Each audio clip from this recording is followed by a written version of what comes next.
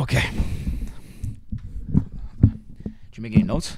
I got a couple. Oh, but they're kind of negative, so I don't even want to talk.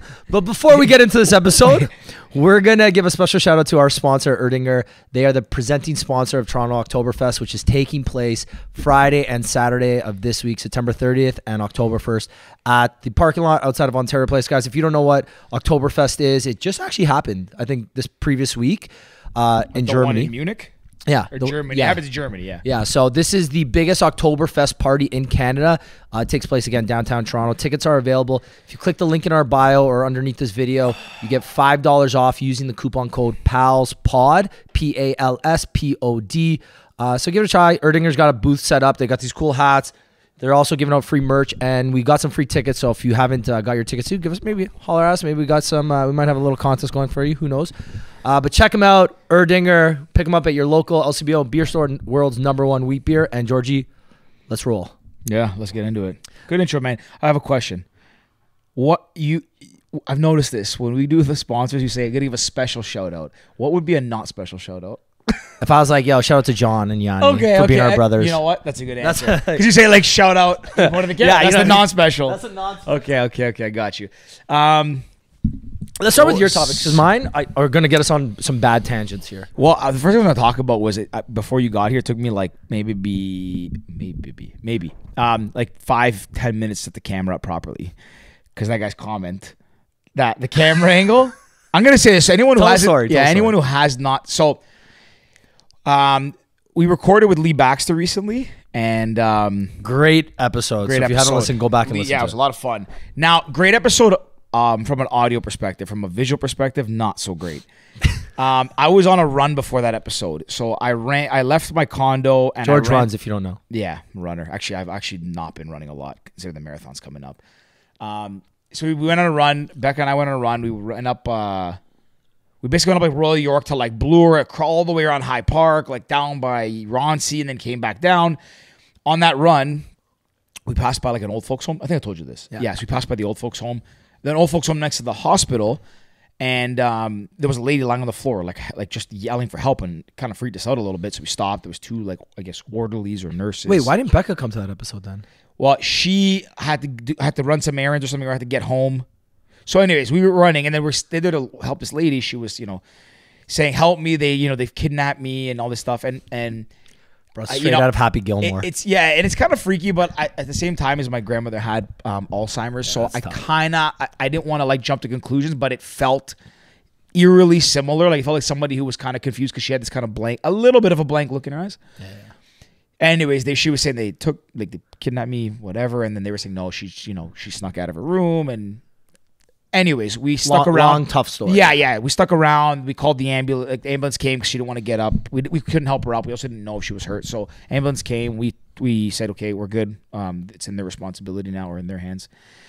So then I had to get home, and we were 5 kilometers to the condo, 3 kilometers to the office, to the studio.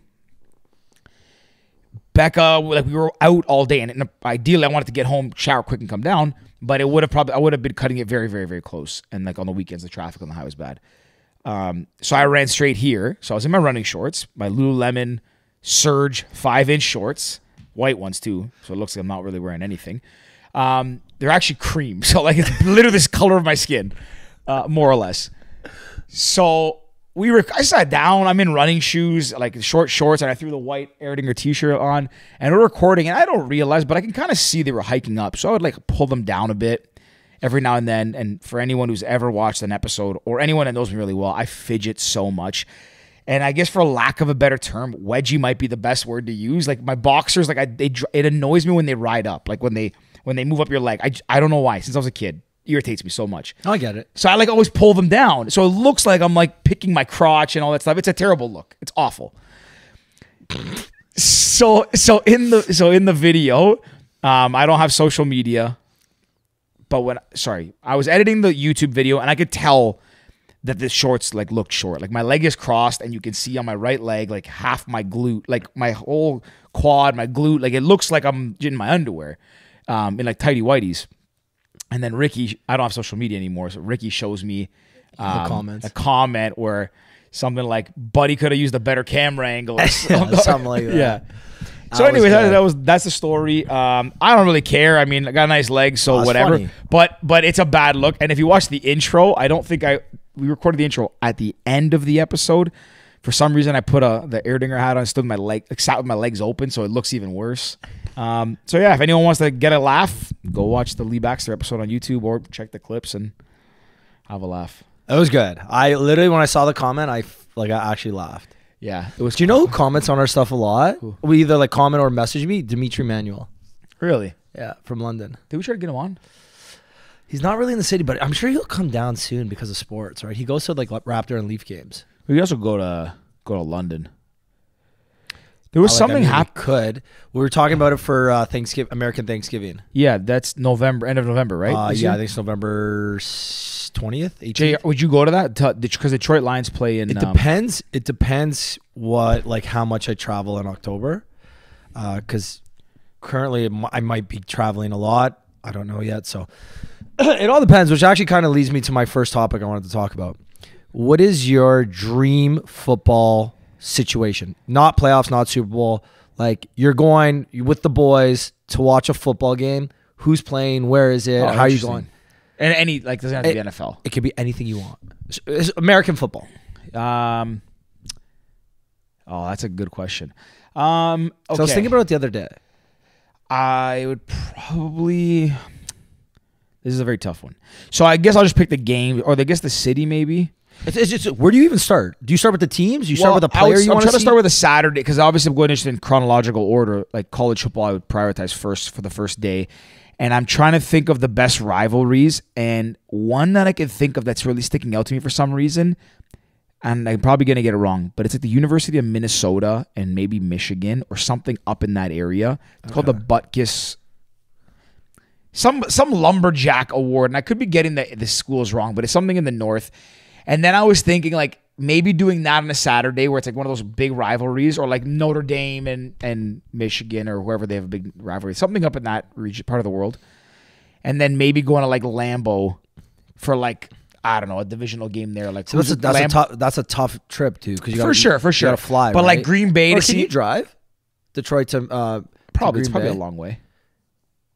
I guess it's a dream situation. You have a driver. So yeah, exactly. If money's not an option. Yeah. Money's not an option. This is a dream situation. I probably want to go see Green Bay, and I think it's Minnesota, Detroit in the division. Minnesota, Detroit, and Bears. No, yeah, Bears. I'd want to see like Minnesota. I'd probably honestly like this year. I want to see Minnesota. So Green Bay, Minnesota. Green Bay. I think that'd be cool because I've never gone to that part of the world. What month? What time of the game? It's hard. I'd probably in the fall, probably mid-October. Yeah, middle of October, late October. It's a bit chilly. Like, it's kind of cool. Like, it's nice. Yeah. And then probably a day game, like a 4 p.m. game or something. Or but 4 p.m. games are 1 p.m.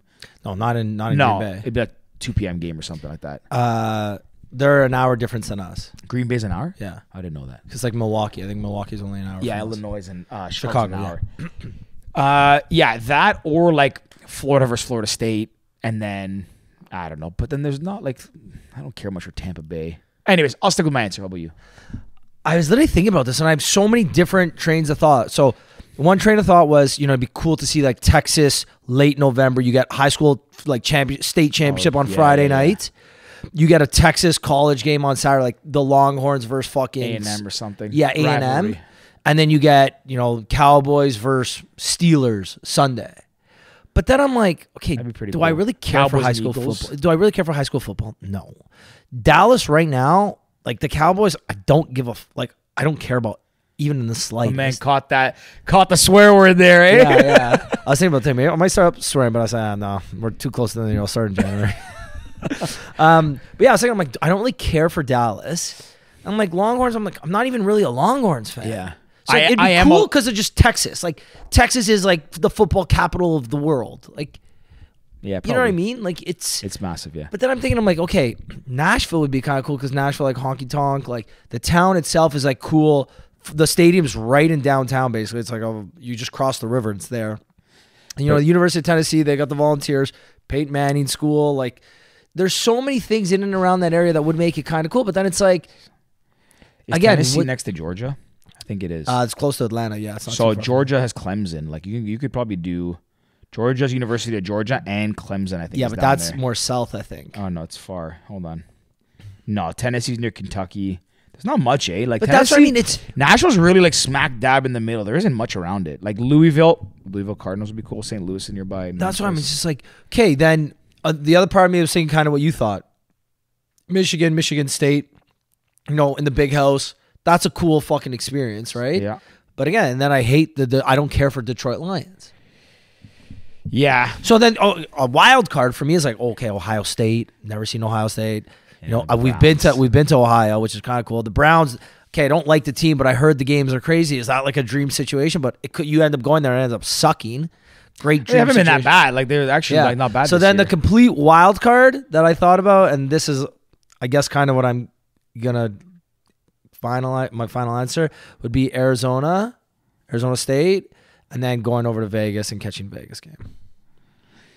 Because both that's a good plan. Or if you get lucky, like I think it's in like a month, maybe 3 weeks. Arizona plays New Orleans Thursday nighter, and the Texans play the Raiders Sunday afternoon game, 1:00. Yeah, there you go. And then you catch a Saturday game. JR's going to Arizona for that. Yeah, game. you catch a Saturday game somewhere too. Oh yeah, for college sure. or something. Easy. Yeah, because I was thinking about it the other day. I was like, hey, what's my dream football situation? I'm trying to plan all these football weekends, trying to get to 7 or 8 NFL games this year. Okay, what's my dream situation? Okay, Miami would be kind of cool. Like I love the city of Miami, but Tua's cool. Like Tyreek Hill, like they've got a good team, but Miami's not a football town. Yeah, you know what I mean? It's not the highlight. What's Tampa, tailgating like there? They have tailgates around the stadium. Yeah, but again, I'm imagining the Miami tailgates like the Jacksonville tailgates. Like, I heard something on a podcast this morning, maybe.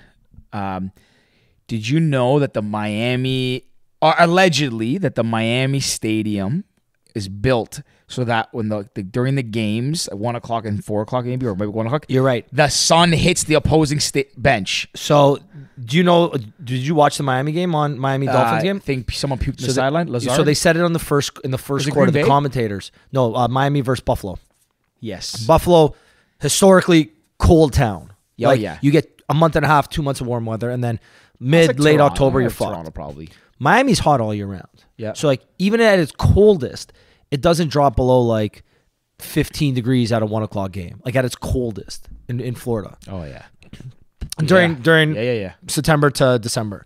So you probably only get that in like. So when they built December, the stadium, January. they built the like an awning or a canopy kind of thing that provides shade. It only provides shade for half the field. To half the field, which is that side that provides shade for is the Miami side. Yeah. So the opposing team is always in the fucking beating sun. So the Bills, their head coach, they started dehydrating their play. Or sorry, they started turning up the heat in their facility.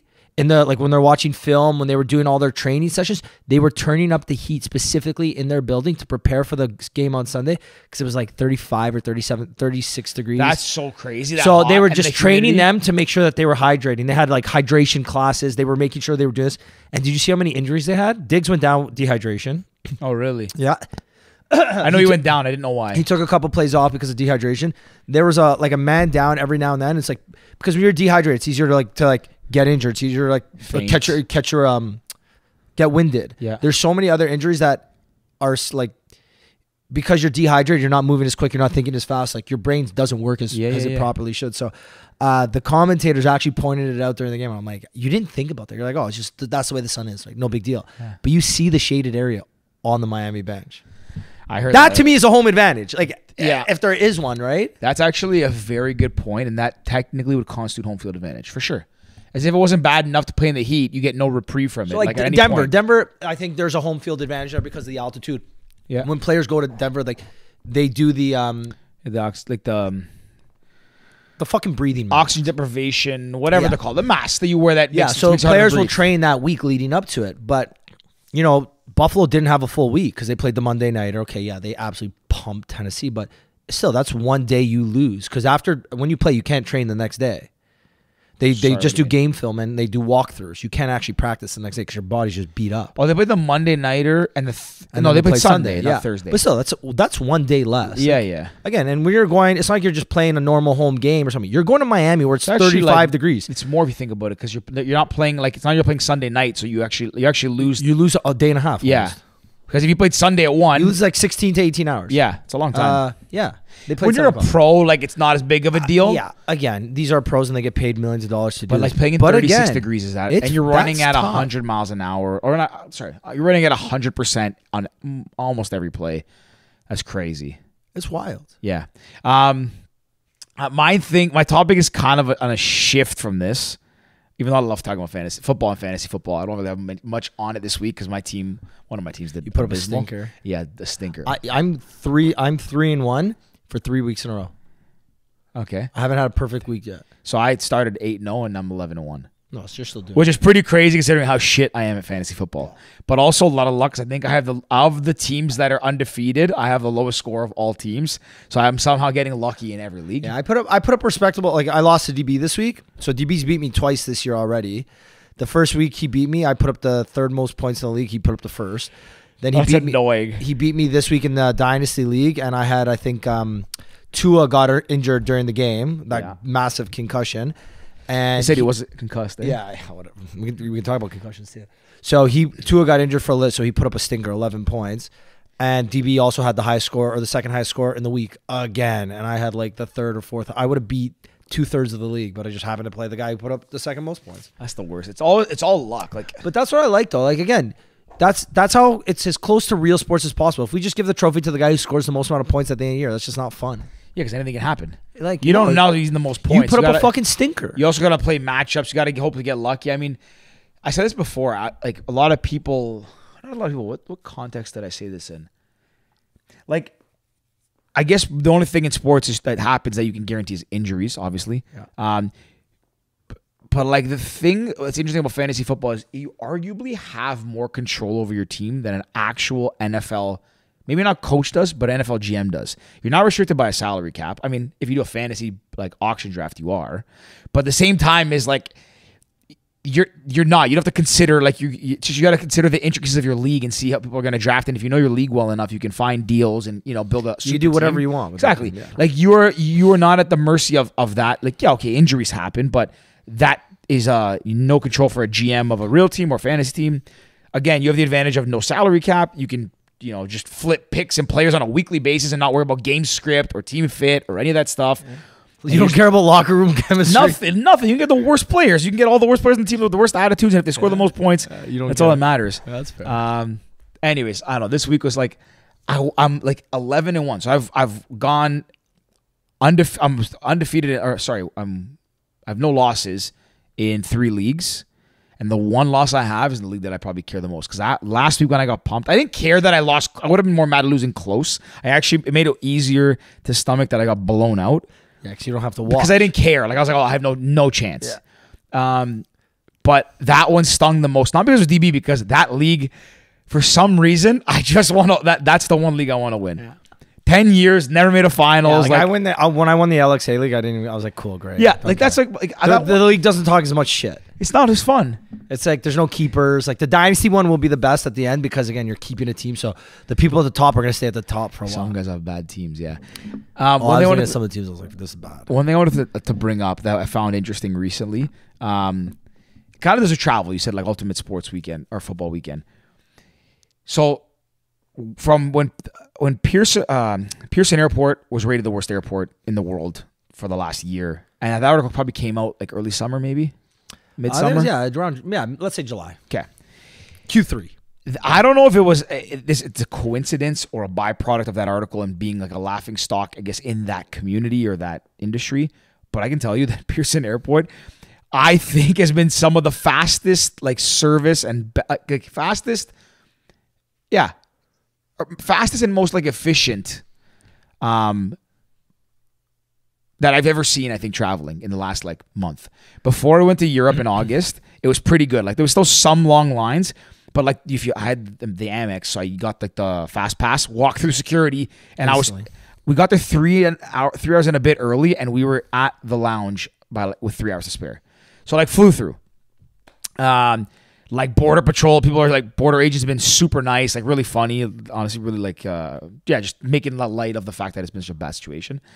But even getting off the planes last year when Becca and I went to Greece in 2021, I think I told you this, how long the line was, and a lady was like going to call security on me because I came through the movator and it ended with like in the middle of the line, so I kind of got lucky and cut a bunch of it. And the lady was like, "Oh, we're gonna call security on you." I'm like, "Okay." Security. Like, did I not tell you the story? Yeah, you did. Okay. I couldn't believe it. So that was like I guess middle of whatever. So getting into the airport and to the gates and all that stuff, been on time. Not only have I not had delays, I flew to Tampa for work a few weeks ago. My flight boarded and left early, which is crazy. I haven't seen that happen in a while. Or like we were fully boarded with like 5 minutes to spare before takeoff. Yeah, we started taking off. Same thing with like went to San Fran. Same thing. Like it was like we were boarded on time, took off, landed on time, no delays. So the last I've had 3 flights out of Pearson in the past like 2 months, let's say. Like all of them have been really good. All left really on time. And then getting out, coming through, like coming back out like 5, but not 5. That's an exaggeration. 20, 30 minutes from getting off the plane to getting out of the airport, which is crazy. I mean, that's pretty much customary in most airports. Like the places I was landing, that's how it was. Pearson was bad lately, but it's funny because like we were being ridiculed and the travel restrictions, and now they're finally lifting mask mandates and arrive can and all that stuff. I never really cared. I mean, I didn't like wearing a mask on a plane, but I didn't care. It didn't deter you from traveling. No, like is it annoying? Sure, yeah, but it's not. You're still gonna travel.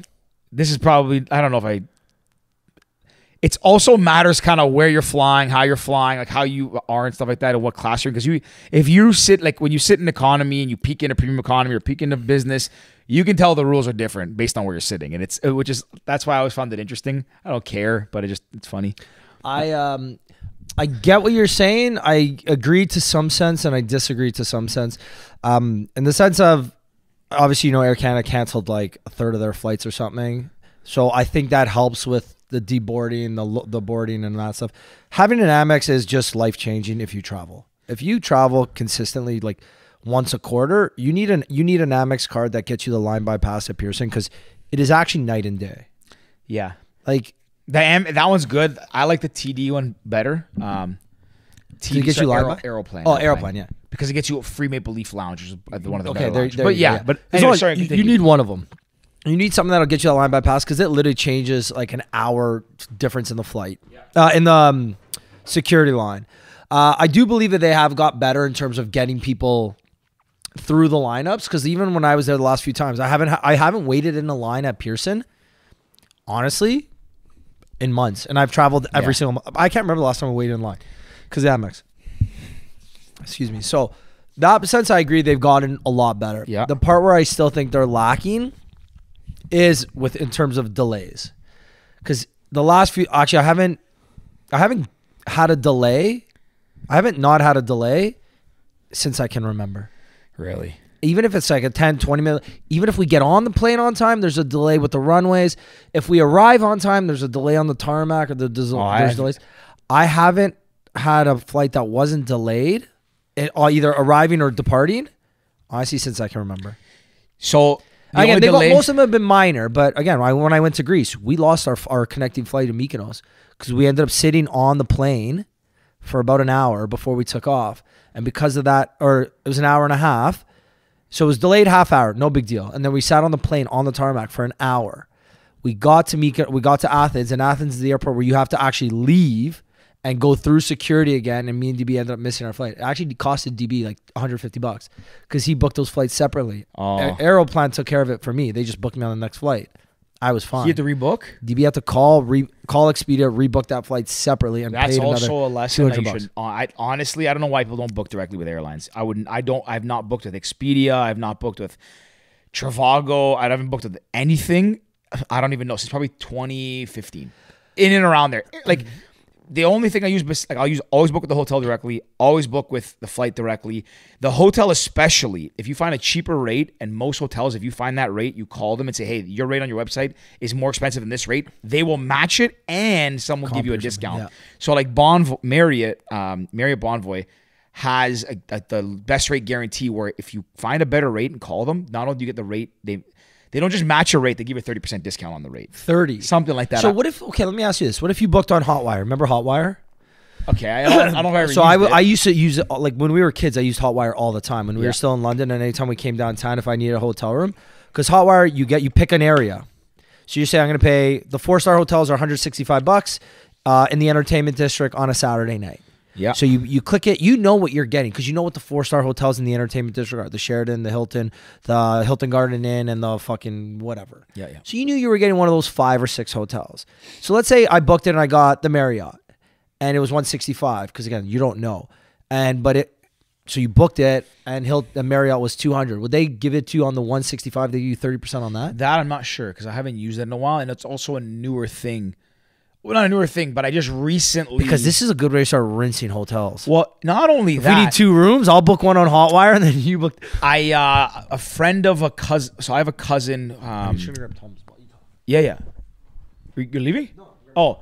I have a cousin who lives overseas, and he's got a good... one of his good friends works in hotels, or worked in hotels. And he told me that if you find a better rate for a hotel... Even if they didn't have the best rate guarantee, if it's any brand, Hilton, whatever, Marriott, you find a better rate that's cheaper, you call them and say, hey, look, I know that I see the cheaper rate. Not only that, I know you have like the dust on your, because I know you're paying commission also to, let's say, Expedia. So Hilton will pay Expedia a 20% fee or something. Yeah. Why don't I get the cheaper, instead of you giving them commission, give me 10% off the cheaper rate. So you save the 10% and just give me that. We're good. So if you, I guess what I'm getting at is I refuse to book with aggregators. I won't use Expedia, Booking.com, unless I'm going somewhere like a Greek island or Croatia that won't have a Marriott hotel or a good Airbnbs. Yeah. You have to use like Booking.com or something. 100%. In North America, though, I agree with you. Always. And even the best part of a lot of these hotels, it's free cancellation up to 24 hours before. Right now, I have Hiltons booked in random cities the entire month of October. Yeah. So I have my LA Hilton booked. I have a New York Hilton booked, both for Thanksgiving weekend because I can. It was cheap. I have my Colorado hotel booked. You know what I paid for a hotel 20 minutes from Red Rocks? So it's halfway between downtown Denver and Red Rocks. A Hilton.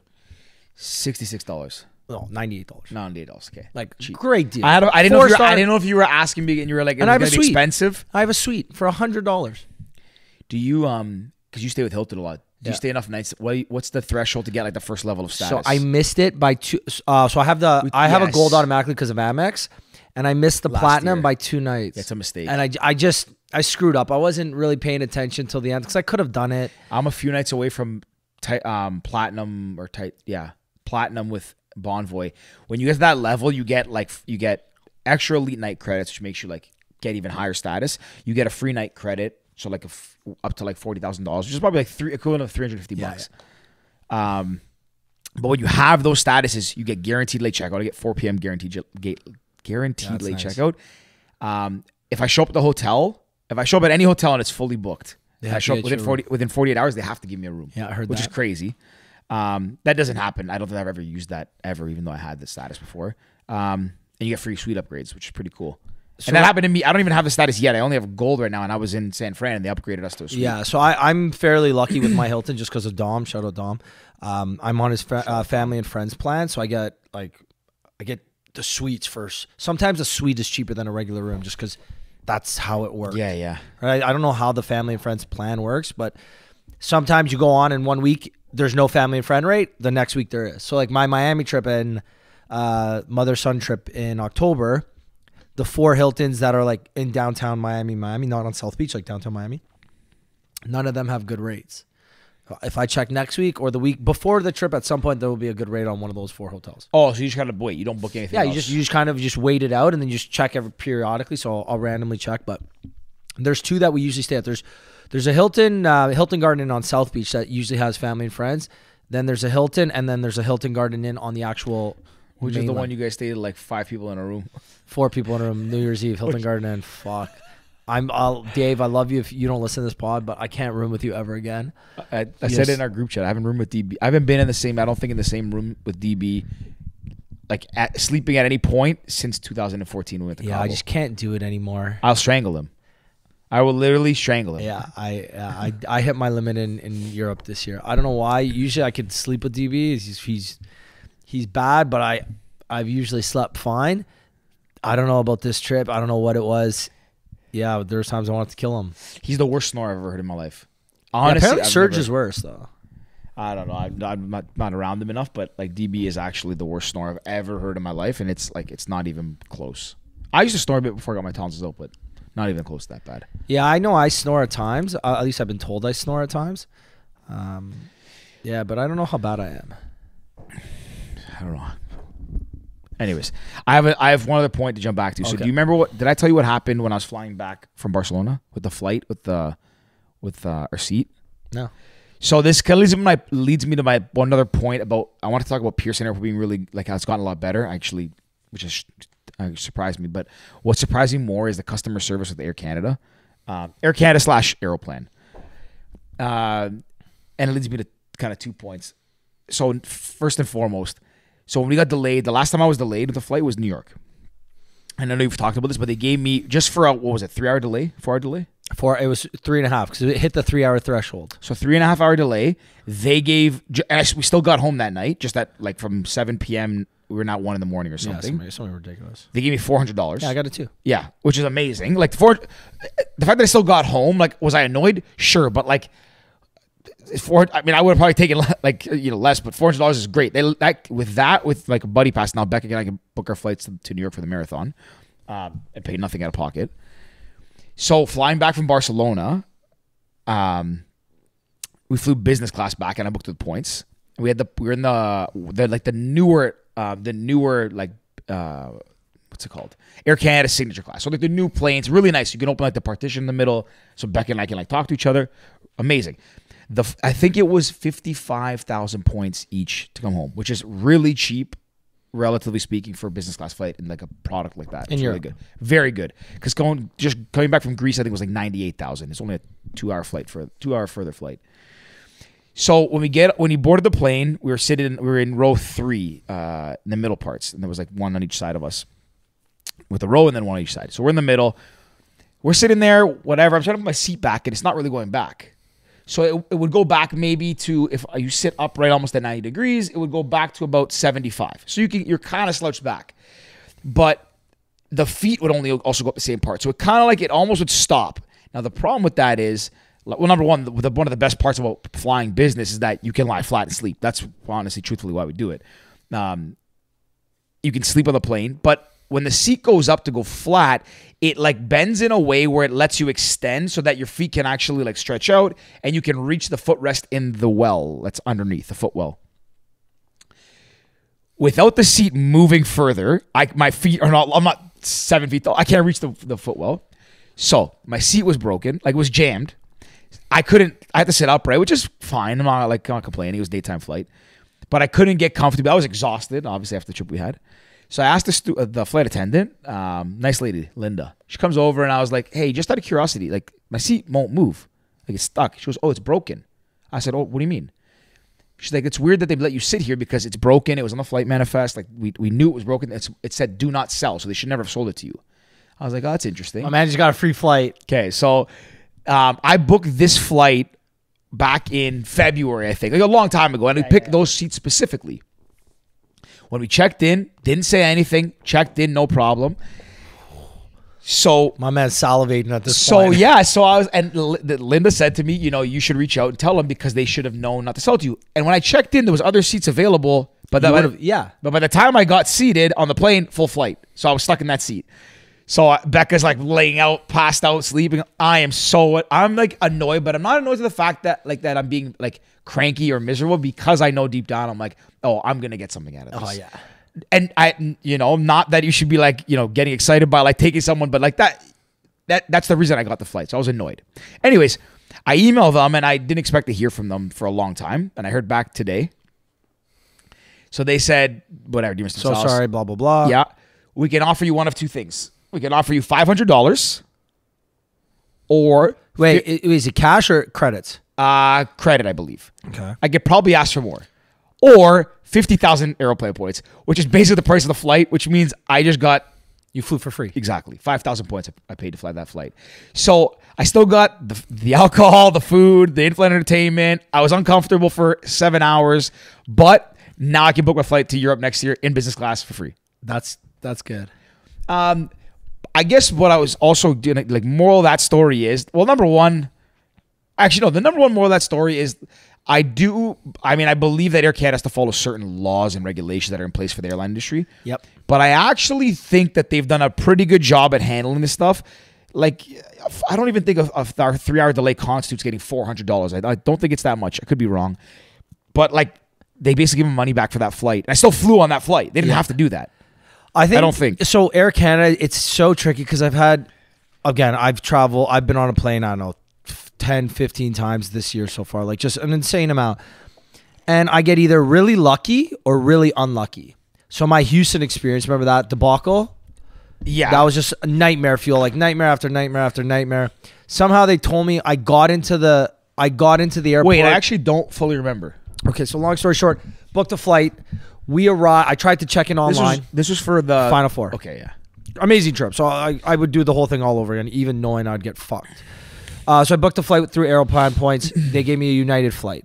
When I went to check in online, I couldn't check in online. They told me to go to the kiosk. Okay. So I showed up to the airport. It was an hour and 20 minutes before my flight. This is on the way there back? On the way back. Okay. So I showed up to the airport an hour and 20 minutes before my flight. So I got in line for the kiosk. Got to the front of the kiosk with about an hour and 10 minutes left. Oh, okay. Start talking lady. She's trying to check me. She can't check me. She can't check me. You got to go to the other counter.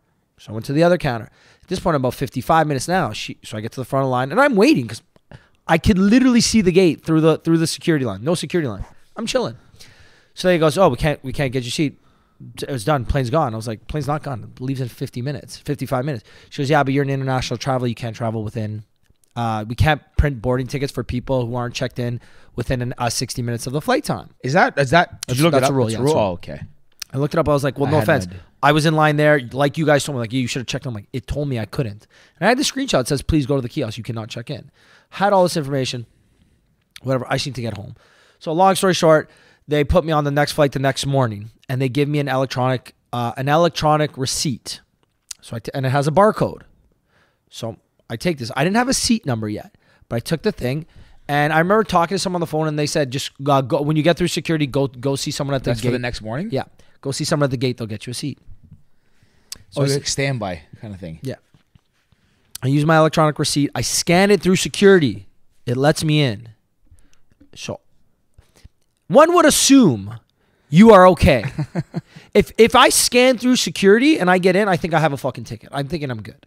Or else how the hell did I get through security? Long story short, I get to the front of the line the next day after I slept in the airport. Paul said long story short to start. Yeah. The middle and the second middle. So I end up getting through security. I get to the front desk the next morning. I slept at the airport on 2 couches, like miserable. The guy's like, "Yeah, I don't know how you're here." I was like, "What?" He's like, "Yeah, this isn't a ticket. You don't have a boarding pass." I was like, "Yeah, I know I don't have a boarding pass. I have my ticket." He's like, "How'd you get in here? You shouldn't be here." I was like, "Well, I'm here. Do I look like I hid through security?" "No, I went. I scanned this." Like, "No, you didn't. It doesn't work. That couldn't work." I'm like, "I don't know what to tell you. It worked. I scanned through security. I put my phone on the thing and I walked through." So they put me on the flight later. Anyways, it was just a nightmare. It was like a 24-hour. They ended up figuring it out. No, they didn't. I got put on the next flight. They didn't let me on that morning flight. That was the day of Mount Joy. So I missed the 8 a.m. flight, and I ended up getting on the noon flight. That's so annoying. So I told the whole story to the people at Air Canada. They basically said it's my fault. It's my incompetence because I missed the first flight. So I said, I'm like, "Look, I understand, but it's also you guys have to take some sort of blame on that." They said no. Pissed me off. They didn't give you anything? Pissed me off. They didn't give me anything. So then I was like, okay, maybe the first flight you could potentially blame on me. What about the second flight? They go, "We need to go through the call recording." They said they listened to the call and I was like, "Yeah, no, the person did nothing wrong." I was like, "The person told me to go through security and go to the gate in the morning. There will be a spot." It was like, "Oh, we don't have." I'm like, "Look, trust me, I wouldn't just fucking do this on my own." Yeah. So basically said nothing. So I got nothing after that. And I was pissed. So I emailed again. I'm like, "I want to speak to your manager, blah, blah, blah." I kept going. And at this point, I'm like, this is just principle. I'm in like, March Madness was in, I don't know, early April. I'm fighting this in like late June at this point because I'm still going. Yeah. So they end up giving me 30% off my next paid flight. Can't use it on taxes. Only paid flight. What do you about tax? Like if you use So you know if you points and you got to pay the $70 in taxes, you can't use it. Anyways, I haven't paid for a flight with Aeroplan in forever Air Canada because of Aero. Fast forward to New York now, got $400 just like you. So now I'm waiting for the next kind of like big ticket flight because I got 30% off plus $400. Do you have a buddy pass? No, not yet. I don't know. It doesn't apply to you. Don't have a. Well, I guess you'd still go with a friend. You should sign up for one of the cheap Aeroplan cards. I just got one. Which one? The TD Aeroplan. You just got it? The good one? 2 months ago. The one that I had, like the privilege. I don't know. I'll show you after. Show me, yeah. Because if you get a buddy pass, if you really want to get crazy, what you do is take the buddy pass, take that $400 credit you have, find a flight to like Hawaii, buy one economy ticket, attach your buddy pass, use your credit, and you probably pay $200 for 2 people to go to Hawaii for like a week if you want. And it's not easy because Hawaii's 30% off, and the 30% off you can do. Yeah, that's I don't know if you can piggyback them all because then they only let you do one thing, but. You know what something I do love, kind of side note, is websites that allow you to use like discount codes and promo codes like separately. Okay. I don't know do you why. Have a specific example? Yeah, I bought a hat on a website called Culture Kings. I bought 3 hats actually, but it was free shipping if you spend over $100. But then it was also another code I found through Honey or whatever, one of those attachments I have on my extensions, and it was 30% off if you spend over $100. So I hit the $100. I got the free shipping code. Then I attached the 30% off if you spend over $100. So I ended up getting the free shipping and the 30% off. I think after tax, I ended up paying, it was like $87 or $82 American for 3 hats and a hat holder and including shipping. Not bad. I thought it was a good deal. That's actually not a bad deal. Random thought. That is a random thought. I like that. Yeah, the other thing the one thing I wanted to finish, just jumping back to the to Air Canada, and I don't want to talk about points too much. We kind of touched on it a few times in this, but I don't think. Well, I didn't really realize till recently how good Aeroplan like is as a program, and being in Canada, having that like access to Aeroplan and Air Canada. You know, even though again, like like people are gonna say, it sucks. They're so strict. You have to fly with masks and all that shit. Sure, but if you're smart and know how to accumulate these points, like it's actually an incredible program. You can fly almost anywhere in the world with Aeroplan using points. If you like using your points for higher end things like I do, like business class flights, you can fly on some incredible airlines, business class, first class, whatever. Yeah, but I just want to give them a shout out. They've been getting absolutely kicked in the shins and knocked down. Honestly, maybe it's good luck. Maybe it'll hit me at some point, but Aeroplan has always been pretty good to me. Actually, they've always been really good to me. I've missed a lot of flights with them, and they're like, yeah, we'll book in the next one. I have love-hate with Aeroplan because, again, I've been screwed on a lot of times this year with delays and everything. That being said, I will only fly Air Canada because of Aeroplan. Because, again, like you just said, it is so easy to accumulate points if you know what to do and how to do it. Like even sometimes we go for business lunches, and like I'll see one of our suppliers who's buying lunch.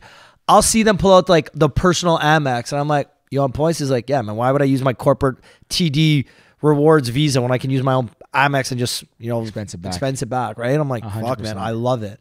Because me and you are different. You like to travel less but more premium, whereas I want to travel more and just regular class. So you get the better dollar value, whereas I get the more frequency value. You get, it's just a different style. You get volume. You get volume. Yeah, and you get to see more places for less. Yeah. Like again, this year I've tried. I've probably been on 12, 13 vacations this year alone, and we're 10 months into the year. Yeah, that's you how might have only done like 6 or 7, right? I used to do that, mind you. I also pay for a lot of my flights. It depends. I'm trying to be strategic because I'm also trying to earn like Aeroplan status. So I'm trying to get. I'm at 20. I get 25K automatically with the credit card I have, which is pretty good. Like when I fly economy, I get the boarding zone too, so I get on early. Means I get overhead bin space. You're a big guy like that. You love that. Well, yes, actually, I'm like a stickler with that shit. If I go on a plane and there's like, I'm annoying with it. Overhead bin, I realize like the old school, I guess, thought process like subtly brings into my like final point of the episode. In this, perfect. We can wrap it up in a minute. So you keep going. Yeah, like the one thing I guess, like the old thought process, at least how I interpreted when I started traveling, even as a kid, is the overhead bin above your seat belongs to like your row. Yep. And Now, what's the overhead bin for? Typically, it's supposed to be for the luggage, like carry-on luggage. You're not supposed to put backpacks and jackets. Those go under your seat. Personal bags, yeah. But now that being said, I'm still annoyed. So I got to be honest. I'm kind of like an entitled traveler, which is not. I'm happy to admit it. Not great, but at the same time, unless someone tells me otherwise, I'm gonna try and do it, and it's not at the detriment of somebody else. So the overhead bin space, I used to think it was like the bin over your space of your seat. Well, it turns out I heard recently when I was trying to I was checking into a flight. I don't remember how long it was. Sorry, boarding a flight. My overhead bin was full, but there was nobody in my row. And I'm like, okay, this is bizarre. Why are there luggages here? So I asked the flight attendant and I said, hey, these shouldn't, where can I put my luggage? She goes, you got to find somewhere further back. I said, no, hang on. Whose bags are these? And somebody like 2 rows back goes, oh, that's mine. I said, well, okay. And I looked back where his was and I'm like, your bin's empty. The student goes, oh, it doesn't matter. I said, well, hang on, it does, because why would I have to walk back when I'm deplaning? And this guy has a bin that's empty above his head so he can get an advantage. And I understand the irony of that I just said is like, I'm an entitled traveler. So I would maybe do the same, but to date, I have not. I have not taken someone's bin space unless there's no more room. So anyways, I made a fuss. I took the guy's bag down. I said, can you move it? He goes, no, I'm not moving. I said, okay, I'll move it for you. He goes, don't move it. I said, miss, I'm telling you right now, there's nobody in my row. So I don't know where their bag's going, but mine's going here. I took his bag down, walked back, put it above him. Like, sorry, sir, you have space above your head. Take it or leave it. And then he's like, I don't know, something to that capacity. I could be remembering it a little bit differently. Where was I going at this point? Shit, I'm forgetting now where I was going with this. I'll keep going on this note before I wrap up with my final point. I agree with you. Me, I'm the type, I like to be the last person. Now. Okay, go. No, sorry. I remembered what I was trying to say was, the benefit of getting why this is a big deal to me is because you said I'm a big, that's the kind of thing that I do. I take carry-ons everywhere. I'm trying to get away from it more, but with the problems at Pearson, I wasn't going to risk it. But anyways, I take a carry-on always. I fit all my stuff in a carry-on, doesn't matter how long I'm going. So I like to board early because I like to make sure I get overhead bin space. So I avoid those kind of scenarios, or I avoid having to gate check my bag because I get annoyed by that. So I like to get on the plane earlier. Now, if I'm checking a bag, I actually like to be the last person to board the plane because I don't need to get on early. But it makes me anxious not to have overhead bin space. So the fact that I have the status with it, 25K, and I have 25K status, so lets me go in zone 2, which is basically the first zone after business class, yeah. Right? So and this is not to sound entitled, but I've spent money with an airline or the credit card so I can achieve this status, meaning theoretically I get some sort of preferential treatment because I have zone 2. 100%. So now I board the plane, right? I get on the plane. This actually happened recently. Where was I? Anyways, happened very recently. So I board. I get on. I'm one of the first people on the plane. I have a backpack. Now, I put the backpack above, but if somebody comes in and takes a space, I will move it 100%. But if there's a will to jam it in, I'll put it there. So the people on my section board, they put one luggage in and the other one. And my bag was flat on its back, so it took up a lot more space wide-wise. But once they, I moved it, I took it out, and they put their luggages in, and I noticed there's a little gap. No chance a luggage is going to fit in there. So I put my bag in. Perfect. No, I'm not taking anybody's space for a luggage.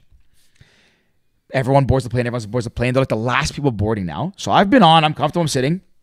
Flight attendants checking all the bins, full flight, blah, blah, blah. And I was like, here we go. If they come to my bin, I'm going to be pissed. Comes to my bin. They goes, whose backpack is this? I go, is there a problem? She goes, it goes under your seat. I said, well, can I see whose luggage is going to go there? Because I don't think you can fit one there. And then she shows me this hiker one of those big backpacks you take for backpacking.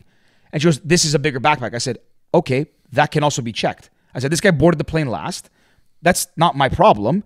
If it was a luggage, you would gate check it. So I have to inconvenience myself so you can jam this in here. You can easily go to the gate, put a sticker on it, gate check it. And she's like, well, they look at the other side, trying to rummage. I have to go, sir, this is not his bag can go here. I said, his bag's for sure too big for there. I'm not taking my bag out. And she's like, well, take it. She takes it out, moves her stuff up, whatever, throw in a fuss. I was like, ma'am, there's another space on that other bin. Why did you take mine out when that's wide open? And she's like, well, you can put it back. I was like, okay, this is so stupid. I'm like, anyways, it was a terrible. I get what you're saying. This will lead perfectly into mine. A couple things, last things on this airplane thing. I hate boarding unless I'm zone 2, which I get because of John sometimes. Unless I'm zone 2, I want to be the last person on the plane because I will always find. I'm the type of guy that when the plane's full and there's no overhead, I will open every single upper compartment to find the knapsack to take out to Tetris my fucking bag in. No chance. I like my knapsack in front of me at all times because I have a window seat. Once I'm in, I don't want to get up. No matter if my flight's you want your stuff. 3, 7, 9, 10 hours. Once I'm in my seat, I'm not getting up until the plane's done. So I have everything. Really? Yeah, I won't get up. I'll hold my piss the whole time. No. I piss before I get on the plane, always, and I won't pee until the plane lands. Like ever in your life? I've done, in the last year, so there's 15 vacations, I peed once. That's crazy. I don't like peeing on planes. Planes, moving vehicles, anything. Really? I don't like peeing on it. Yeah. Man, I've had 2 bad experiences. I just don't like it. Tell you. It's weird. I have to plant myself. I'm like holding on, on all, like holding the roof, because I can't pee. I go to the washroom very frequently on a plane, just to get up and move around. I never do. Once I'm in, I don't like getting up. Okay, if I have friends on the plane, I'll get up to go talk to friends, but I usually don't like getting up. So I didn't know that about you. That's interesting. With the Tetris thing, it happened to me recently. Again, one of the last people on the plane. And I'm in my thing. She's like, oh, sure, there's no more upper compartments. You have to check my bag. I'm like, look, no offense, I'm not checking my bag. Not checking. Prove to me there's 0 space. I'll gladly check. But I want to see everything, single thing. And I'm the type, I will open every single freaking compartment to find a way. Because, again, sometimes people put them horizontally. Okay, if your bag can fit vertically, put it fucking vertically. Come on, like give me a break here. Yeah. One of my bigger pet peeves, which kind of I was going to wrap on like pet peeves. I actually was going to ask you that to start the episode because we were venting before. Yeah, well, traffic was one of my things, right? So one of my biggest pet peeves is how the European airlines, when they board front and back a plane, and people put their bags behind them. Wait, what do you mean? So let's say Ryanair. This is the best example. When you're leaving, let's say Ibiza to go to Barcelona. Well, Ibiza airport's small. A lot of times they load front and back. Oh, yes. Sometimes when they get to Barcelona, they'll just do the main front door. Yes. But then you're watching people from the front try and go to the back to pick up their overhead luggage to walk back to the front. And they don't realize that you have to sit and wait. Traffic's going this way. You can't just disrupt traffic to go backwards. Like just sit and wait. When people get off, you walk back and people will stand up while everyone's standing up. And like that moment that plane lands and everyone stands up, to me, I sit down. I'm like, I'll wait my turn. I got no problem. Like I know how this works. Some people don't. They'll just get up and start fucking running through. It's like, guys, we can't go anywhere. We can't go anywhere. Like we're literally not moving. Yeah. Wait for the door to open at least so some people are at least walking and you can excuse me by. Like some Europeans, they don't care. They're like, oh no, it's my bag. I can go fucking get it. That happened to us on Ryanair. It's funny you say that. I think we were flying to Ibiza. No, back from Ibiza to Barcelona. Because Ibiza, those small islands are the ones that load from the front and back because they have the staircases. Yeah. They're not real airports. We were flying one direction, not one of the directions. And I thought was honestly kind of a flex. It was an older guy. We were in row 2, and they were row 1. Obviously, anyone flew around there's every seat's regular, but those are like the preferred seats, but they're the same size as everything else. They don't recline. They're absolute shit. Yeah, same shit. Shit. Wait, but you get free overhead compartment. Yeah. You don't have to pay for your overhead compartment. True. Yeah. The guy in front of us, so we board, we put our stuff in, and we got our bags in, and then there was like a small compartment where I guess nothing could really fit. Like this guy had a proper luggage, like a bigger size carry-on. And I see him like go on, he's looking around. You can just tell he's like kind of an older guy, like Middle Eastern looking guy. He just had this like bit of like, you could tell he was irritated that he couldn't get his bag up there. But he boarded like very late in the process. So he's talking to the stewardess. The stewardess goes, you gotta go way further back. He goes, I'm not going back there. He goes, you have to put it back. He goes, I'm row 1. I'm not putting it back there. How am I going to get off the plane and get it? She goes, sir, like, I can't know what to tell you. And I respect the stewardess. She wasn't taking anyone's bag out. Like, no one's backpack was getting preferential treatment. I hate when they do that. So this guy open the fucking bins. Let's test this, man. You'd like this. This guy goes, okay, no problem. Puts it down next to row 1 in the middle aisle and sits in his seat. And the flight attendant comes and goes, what do you do with this? He goes, I'm not touching it. You can do whatever you want with it. He goes, either it goes there or you can handle it. So the flight attendant went and like tried to figure out where to put it for him. He didn't even look at where it went. Like he didn't care. He sat there, leg crossed, chit-chatting with a pilot sitting next to him, was on a flight. And then I guess he like kind of peeked back to see where it was. And then when we touched down, he knew where his luggage was. People started getting up, and he's just ramming through everybody, trying to get to his luggage. And I got up because I was in the aisle, and I was like sweating sitting down. I was like, man, come on. Like, I respect what you're doing here, but like you're killing me. Like you're trying to push through me. Anyways, that guy gave 0 Fs. It was hilarious. We talked a lot about travel in this one. Last point before we wrap up. Okay. 3 of your biggest pet peeves. Man, this is hard. You know, I was gonna write a book about this. 3 biggest pet peeves. 3 things that deeply annoy me. It's gonna be so hard because as soon as you say yours, someone will come to me. But I don't have them. I'm gonna think about them as we go. Okay. Well, 3 biggest my pet first. peeves. Okay. First big pet peeve. We'll go one at a time.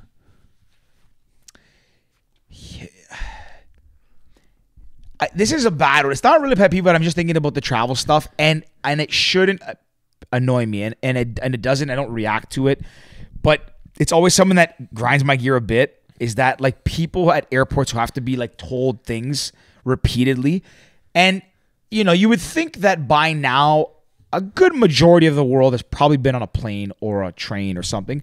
But that's not a fair assumption either. I can't guess that. And I also can't believe people have to understand what they're saying or all these things. But I always find it fascinating that you get to like, you know, security and then they don't know that you can't have more than 100 milliliters, or they have way too much stuff, or they don't take their electronics out and they got to keep going back and forth in circles. Slows the line down. Like that bugs me a little bit. I don't get mad at it ever, but I'm like, come on, man. Like everything is listed here. You're sticking on travel. Okay. Respect. Yeah, I was just trying to think of something recently that annoyed me, and it's just watching people like trying to fumble with everything. And you know, travel can be kind of tense, but also exciting, and also you're nervous and whatever. And again, people might be new to the airport, so I don't like. It's not something that really grinds my gears, or something that I'm watching. I'm like, I want to get through security. Like, come on. You have one? Unnecessary traffic. If there's a fender bender on the road, don't stop and look at it. Just keep driving. It's a fender bender. You're going to see one a week. Just keep driving. Keep looking ahead and keep driving. There's a flashing billboard. Don't fucking slow down to look at a billboard. It's the worst. Because I don't know what it is about the Gardner and the 427. Maybe it's just because I drive on those the most. I'm sure DVP is just as bad. And 401's probably the worst. But I just find that people drive so bad. It's like, if you don't drive like you got somewhere to go, then don't drive. People just coast, and then an accident happens, and you can literally see everybody turn their heads. It's like, it's a fender bender. Just fucking drive. If everyone didn't slow down to see the fender bender in the oncoming lanes, in the opposite lanes, we'd be good. Like, why does both sides of the highway need to slow down for a fender bender on one side? Yeah, that is annoying. So that's it also annoys me when it doesn't annoy me because it benefits me, but I find it so baffling is when the left lane is busy, middle lane is busy, and the right lane's empty. And I always watch. No, actually, sorry, this does annoy me. When you see people merge onto an on-ramp on the right lane, and you can see the right lane is clear as daylight because you're in it driving, and they merge all the way to the left, only to go slow. Jameson. Yeah. If people in Toronto, probably most cities, but let's just go with Toronto, had to take a driver's test every year, I'd venture to guess many would fail. I wish we had to do that. That'd be It's mind blowing to me that people, when they go merge over all the way to the left lane and then like coast the same as the traffic in the middle lane or the right lane, the left lane is for passing people. And once you're driving really fast, but once to pass them, once you pass them, move back out of the way. Like in Europe, if someone's in the middle lane and they're going slow in front of you and you want to pass them, you speed up around them, but you also, even if the lane is clear, you merge back into the middle lane at some point. Yeah.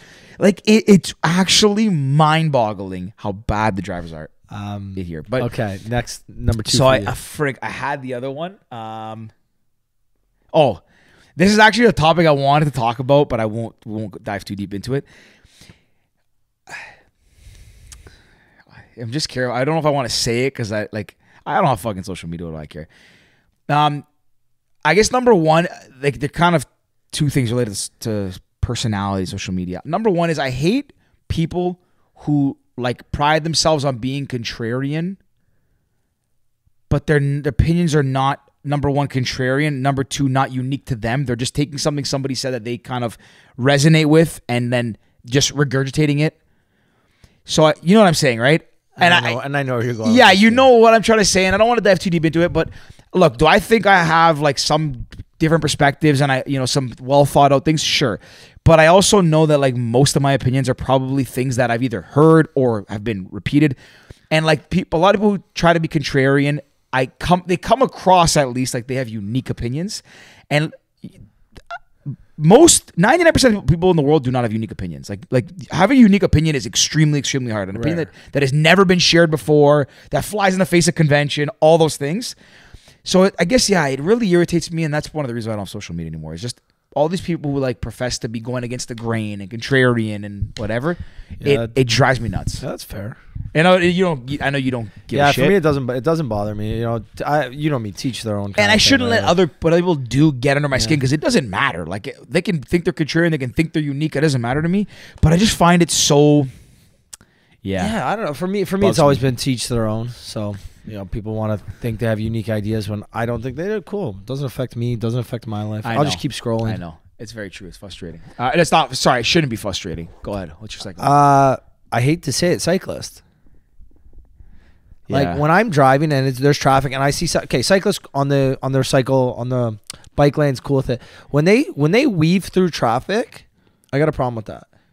Because you hit a cyclist, you're fucked. Your life's potentially over. Yeah. Like whether you might kill them and you might not even get charged, but like you just killed someone or you severely hurt someone. Even if it's not your fault, you still got to live with that. Like I see cyclists like swerving through the lanes sometimes. And I'm like, yo, what are you doing? My dad he opened his door to a cyclist once. So my dad opened the door and then like 3 seconds later, the cyclist, I guess, wasn't looking and smoked. Well, he clipped my dad's door. The guy's like, what the fuck? My dad's like, bro, I parked the car, you hit my door. And you know the story about the skateboarder that hit my car? No. Did I ever tell you this? Maybe. Second year university, my birthday. We're living at 992 Richmond in London. I'm backing out. It's me, Pirello, and Shay, I think, was up at the time. So we're backing up. Yes. And then Pirello's like, yo, was watch it a out. girl? No, it was a guy. He's like, watch out for the skateboarder. So I hit my brakes. So I'm parked. I'm brakes on. We're looking back. And then like probably about 2 seconds later, we hear a boom. Like, what the fuck? Someone's like, you just hit the skateboard. I was like, I think he hit me. So we go like, yo, okay. He's like, what the fuck? I was like, bro, what do you mean, what the fuck? You hit me. He's like, you didn't see me? I was like, yeah, I saw you. That's why I hit my brakes. It's like, bro, it's not my fault. And we looked like, my bumper's like fucking 8-inch. No, my bumper's like 4 inches like over the sidewalk. Like enough that he had space to go by. But I guess he just kind of like saw, got frightened, and he hit me. And then, so I was like, okay, but he ended up fucking off because he wanted to fight us, but there's 3 of us. What are you going to do? He wanted to fight you? He got up and he was fuming. And I was like, bro, like, you hit us.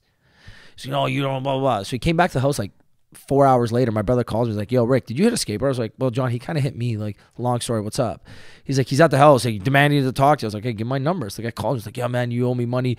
It's going to be like $5,000. I was like, what? He's like, but I'll take $1,000. I was like, He's trying to extort you now. I'm not giving you anything. He's like, I'm gonna go cost my dad's lawyer. I was like, okay, cool, man. I'll bring you. I'll drive you to the police station. I'll bring my dad's lawyer. I'll bring my roommate who's the witness and he saw everything. Like, bro, you hit me. And he's like, oh, all right, karma's gonna get you. I was like, all right, man, cool.